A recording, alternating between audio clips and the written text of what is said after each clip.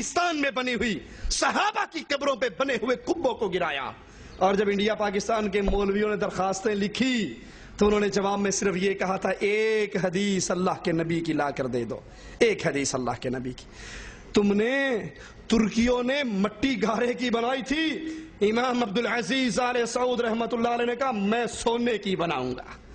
اور یہی جواب ملک فیصل رحمت اللہ علیہ نے دیا تھا بابا بھٹو سرکار کو. بھٹو سرکار کا بھی بہت بڑا عرس لگتا ہے اور بہت بڑا دربار ہے ان کا گڑی خدا بخش میں. جب وہ لے کر گیا جناح کی قبر پہ تو انہوں نے کہا تھا کہاں لے کر آیا ہے؟ کہا بانی پاکستان کی قبر ایتھے سلوٹ مارنا ضروری ہے, مجبوری, میں کمانا مجبوری ہے. کہا قبروں کے پجاریوں اگر ان قبروں کو پوجنا اسلام میں ہوتا, تمہارے پاس جناح کی قبر ہے, میرے پاس محمد الرسول اللہ کی قبر ہے, میں اس کو سونے کی بنا کر پوجتا. اللہ ان کو جزائے خیر دے جنہوں نے اللہ کی توحید کو غالب کیا, قائم کیا اور شرک کو یہاں سے ختم کیا.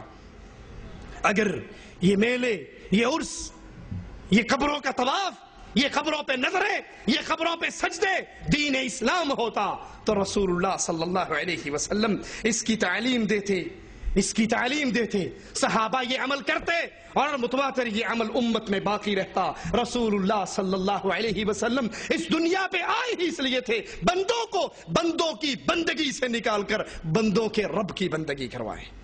یہ توحید کی دعوت ہے لوگوں, اس کو سینے سے لگائیے. جان جاتی ہے تو چلی جائے, اللہ کی قسم کھا کر کہتا ہوں کوئی ڈر نہیں. کوئی مشرک کسی وقت بھی مار دے, جو رات قبر میں لکھی ہے وہ اوپر نہیں آ سکتی. ارے قسمت تو بھلی اس کی ہے جس کی جان عرش والے کے لیے چلی جائے, جس کی جان اللہ کی توحید کے آوازے کے لیے چلی جائے.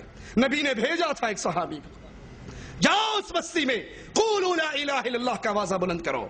ابھی زبان سے قولوا لا الہ الا اللہ نکلا, ایک مشرک نے پیچھے سے نیزے کا وار کیا, نیزہ اس کی چھاتی کو چیر گیا, اس کی زبان سے نکلا فزت برب الکعبہ, کعبے کے رب کی قسم میں لا الہ الا اللہ کا پیغام دیتے ہوئے قتل ہوا ہوں, اللہ کی قسم میں کامیاب ہو چکا ہوں.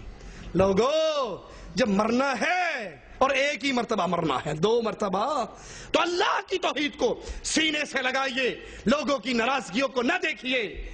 اس بیت اللہ کے پڑوس سے لال شہباز قلندر کے پجاریوں کو پیغام دینا چاہتا ہوں, اللہ سے ڈر جاؤ, اللہ سے ڈر جاؤ. یہ شرک اکبر ہے, اللہ کے دربار میں اس سے معافی مانگو اور توبہ کرو.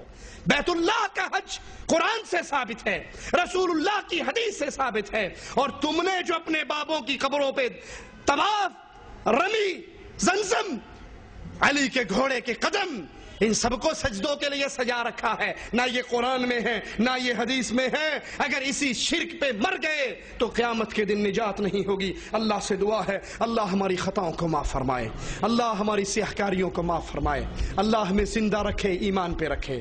کچھ بھائی کہہ سکتے ہیں مجھے علم نہیں ہے, میں کیسے توحید کی دعوت دوں؟ تو آپ کے سامنے کتاب کی صورت, کیسٹ کی صورت, سی ڈی کی صورت کھلی ہے. آپ نہیں دعوت دے سکتے تو کسی کو توحید کے پیغام کی سی ڈی دیجئے, کتاب دیجئے, اور یاد کر لیجئے رسول اللہ صلی اللہ علیہ وسلم کی حدیث کو. آپ نے فرمایا ایک تیر 3 بندوں کو جنت میں لے کر جائے گا.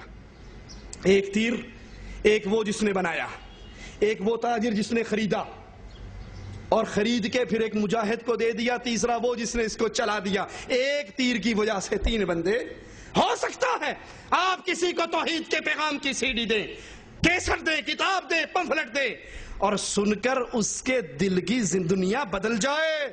یاد کر لو اس کے بعد جتنے وہ عمل کرتا رہے گا آپ کے نامہ اعمال میں بھی وہ چڑھتے رہیں گے اور اس کا ثواب آپ کو ملتا رہے گا. اس دعوت کو عام کیجئے, اس پیغام کو پھیلائیے. اسی طرح میں شکر گزار ہوں مکتب دعوت و ارشاد مکہ کا, یہاں کے بھائیوں اور ساتھیوں کا, جنہوں نے محنت کر کے اللہ کی توحید کے اس پیغام کو پہنچانے کے اور عام کرنے کے لیے ہم سب کو ملنے کی, اکٹھے کرنے کا ایک موقع فراہم کیا. وزارت شؤون اسلامیہ کا بھی شکر گزار ہوں جن کے تحت الاشراف یہ مکاتب دعویٰ کھلے ہوئے اللہ کی توحید کی آوازیں گونج رہے. اللہ ہمیں اس حال میں موت دینا, ہماری زبان سے توحید کی آوازیں نکل رہے ہوں, آخری وقت میں بھی لا الہ الا اللہ کی پیاری آواز ہماری زبان سے نکل رہی ہو، اور ادھر ہماری روح نکل رہی ہو، ادھر ہماری روح نکل رہی ہو، ادھر اس کا مقام جنت میں بن رہا ہو۔